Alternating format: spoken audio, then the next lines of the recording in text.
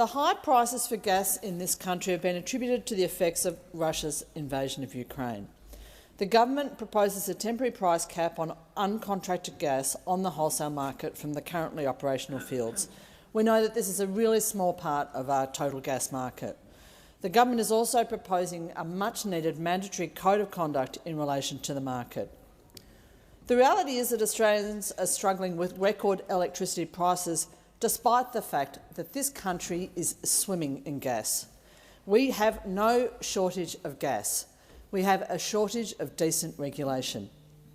Since 2006, the West Australian domestic gas reservation policy has delivered gas for $5 to $7 a gigajoule. We from the eastern states are being suckered.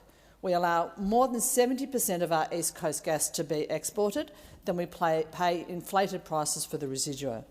Since 2015, the ACCC has repeatedly, in report after report, documented the high level of market concentration through direct interests, joint ventures and exclusivity arrangements. We're the world's third biggest exporter of fossil fuels, but our small businesses are going to the wall. Separate to this bill, the government hasn't ruled out compensation to coal producers over the proposed capping of coal prices at $125 a tonne.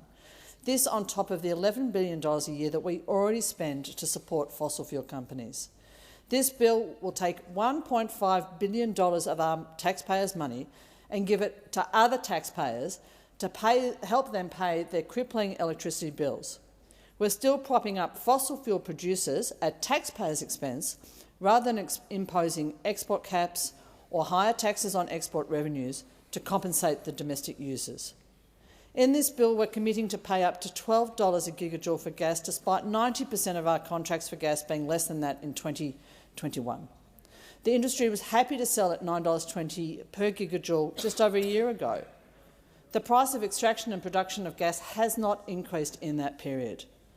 We would pay less for our gas if we had an appropriate reservation system for our domestic demands. We should be taxing what are effectively war profits by gas exporters, not Australians already struggling with inflation and cost of living pressures. Let's not forget that through this legislation we will still be paying too much for our own gas, and our taxes will be going to help other taxpayers and probably to prop up the coal industry as well. This is an imperfect intervention. We still need to have the courage and the vision to take control of our own future. This bill is only a very small step in the right direction. We are still paying too much for gas.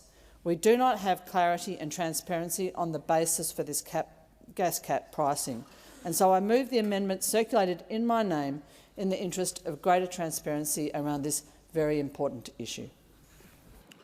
The question is